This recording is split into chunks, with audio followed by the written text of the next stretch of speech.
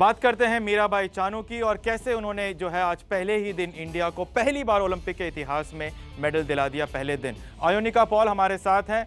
आयोनिका, इससे पहले कि मैं आपसे शूटर्स के बारे में बात करूं, मैं आज आपसे पहला ये सवाल एज एन इंडियन पूछ रहा हूं कि कैसा लगा जब मीराबाई चानू ने इंडिया के लिए सिल्वर मेडल जीता?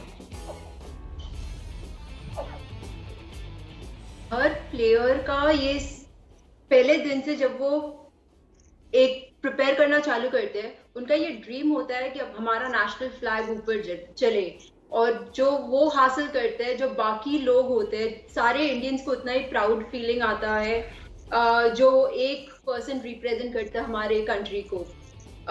वी एज एथलीट्स, हम लोग एम्बेसडर्स हैं हमारे कंट्रीज के, और हमारा कंट्री का फ्लैग जब कहीं और कंट्री में जाके ऊपर उठता है तो it's the greatest feeling anybody can ever have.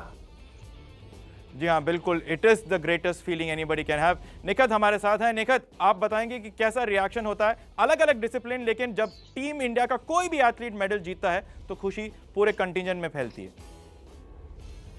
बिल्कुल, क्योंकि हम लोग इंडिया हम यहाँ पे इंडिविजुअल स्पोर्ट रिप्रेजेंट नहीं कर रहे हैं, हम इंडिया को रिप्रेजेंट कर रहे हैं। तो मुझे याद है हमारी ट्रेनिंग 12 बजे थी आज, तो तभी मीराबाई चानू का मैच चल रहा था। तो जब लास्ट वो स्नैच वो जब कर रहे थे, जब लिफ्ट उठा रहे थे, तो हमें लिटरली गूज बम्स आ रहे थे और हम लोग क्लैप्स बजा रहे थे कि उन्होंने 115 केजी वाला उठा लिया था, एंड वी वर एक्सपेक्टिंग कि उनको गोल्ड मेडल जीते वो। बट अनफॉर्चुनेटली जो मतलब जो होता है अच्छे के लिए होता है, बट उन्होंने आफ्टर ऑल अपने इंडिया के लिए फाइनली फर्स्ट डे पहला मेडल जीता है, वो भी सिल्वर। तो मैं उनको बहुत बहुत बधाई देना चाहती हूँ। और उसी टाइम जब उन्होंने मेडल जीता था तो बहुत खुशी हुई थी, अंदर से एक अलग से मोटिवेशन मिलता है हम लोग को कि उनके जैसे बनना है, हमें भी एक दिन अपना इंडिया रिप्रेजेंट करके हमारे देश के लिए मेडल जीतना है। विजय भाई, ये जो हमेशा हम ओलंपिक की हम बात करते हैं, जब भी कोई एथलीट जीतता है तो सबसे बड़ी कहानी होती है कि कैसे उन्होंने अपने सारे ऑड्स को ओवरकम किया। इंजर्ड थी मीराबाई चानू, उसके बाद उनको ट्रेनिंग के लिए भेजा गया यूएस, जहां पर वो रिकवर भी हुए, उन्होंने ट्रेन भी किया और वादा करके गई थी वो कि टोक्यो में मेडल जीत के आएंगे, और वही किया उन्होंने। जी हाँ, क्योंकि एक तरीके से जिद थी उनकी ये। अगर आपको याद हो विवेक, कि इतना आसान नहीं था उनको परमिशन मिलना यूएस में जाके ट्रेन करें। इंजरी थी, और इंजरी जब आप इंजर्ड होते हैं किसी भी खेल में, जब आप वापस आते हैं तो आपके जहन में वो डर रहता है कि क्या मैं फिर से इंजर्ड ना हो जाऊं, तो आप थोड़ा सा कॉशियस होते हैं। लेकिन यहाँ पे मीराबाई की जो ट्रेनिंग रही एकदम प्रोफेशनल, उनके कोचेस के आपको बहुत क्रेडिट देना पड़ेगा। विजय शर्मा जी शुरू से मतलब कहते आए हैं, वो बैक करते आए हैं। उन्होंने, जैसे आपने पिछले प्रोग्राम में बोला था विवेक, बड़ा टेक्निकल स्पोर्ट है, और जब टेक्निक आपको चेंज करनी पड़े आपको एडवांटेज देने के लिए, बहुत मुश्किल होता है। टूर्नामेंट के दौरान तो नहीं कर सकते, लेकिन एकदम टूर्नामेंट से पहले भी जो आप तैयार कर रहे हैं, मीराबाई ने वो तैयारी की वो। और उनकी जो यूएस की ट्रेनिंग थी वो हमको नज़र तो नहीं आई, लेकिन आज के रिजल्ट में पता लग गया कि कितनी मेहनत की उन्होंने जाके, और वो डिजर्व करती थी, जो भी सपोर्ट मिला है। जयदीप, आप 2016 रियो ओलंपिक्स कवर कर रहे थे, आपने वो डिसअपॉइंटमेंट मीराबाई चानू के चेहरे पे देखा था, आज वो खुशी देखकर आपको कैसा महसूस हो रहा है? मतलब खुशी देखकर महसूस तो अच्छा ही हो ही रहा है, everybody is happy, so I am.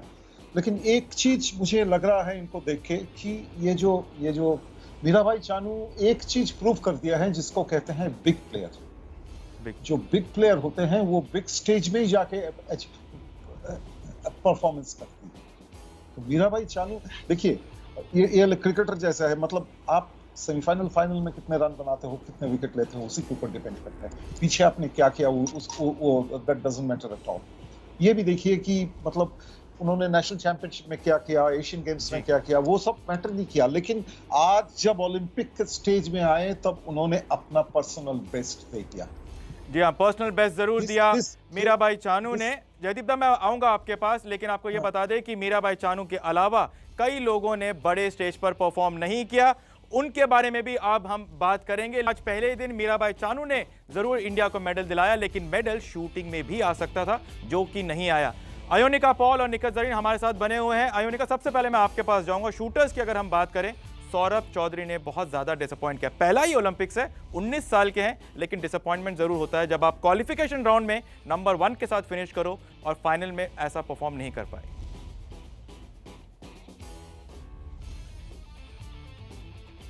I think उन्होंने काफी बहुत ही अच्छा किया। आप फर्स्ट प्लेस पे क्वालिफाई कर रहे हो विद 584, बहुत ही कमेंडेबल स्कोर्स है। अब फाइनल्स में जाने के बाद it is a totally different ball game, क्योंकि यहाँ पे shooting is not only technical, it is also mental, and यहाँ पे फाइनल्स में आके लक बड़ा फैक्टर प्ले करता है। अगर आप एयर राइफल फाइनल्स के देखें, जो रशियन फर्स्ट पे जा रहे थे, पर उन्होंने लास्ट शॉट में एक 8 मारा और वो सेकंड आ गए। तो वहां पे आप फाइनल्स में जाके, फाइनल्स में आप इंडिया को रिप्रेजेंट कर रहे हो। पहले ओलंपिक्स में था कि हम जाके इंडिया को रिप्रेजेंट करेंगे, लेकिन अभी फाइनल्स में जाके पहुंच रहे हैं। इवन अभिषेक, वो फाइनल्स टॉप 8 में थे, उनका फाइनल्स में चांस काफी था जी। लास्ट 3 शॉट उनका अच्छा नहीं गया अनफॉर्चुनेटली, वरना वो भी फाइनल्स में होते। तो आई थिंक दैट आज काफी बहुत ही अच्छा किया इन दोनों ने भी, कंसिडरिंग उनका पहला ओलंपिक्स है, एंड ये कोविड के टाइम पे उन्होंने प्रिपेयर किया हर एक पॉइंट को। चारों शूटर्स ने हर एक पॉइंट को, जो बात यहाँ पर आयोनिका कह रही है, या जो बात यहाँ पर निखत, जो बात आयोनिका कह रही है कि उनका ये पहला ही ओलंपिक्स था सौरभ चौधरी का, विकास कृष्ण का ये तीसरा ओलंपिक है, और पहले ही राउंड में ऐसे हार जाना बहुत बड़ा डिसअपॉइंटमेंट है। जी बिल्कुल।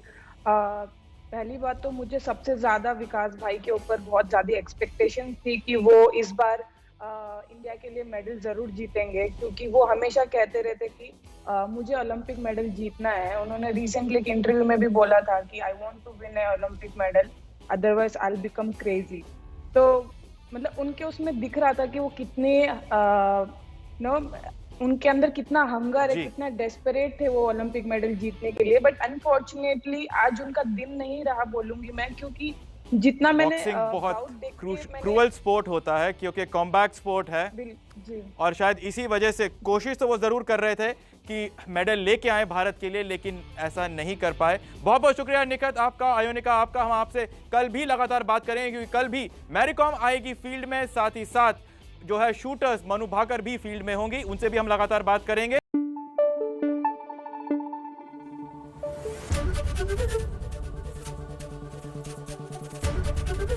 एबीपी न्यूज आपको रखे आगे।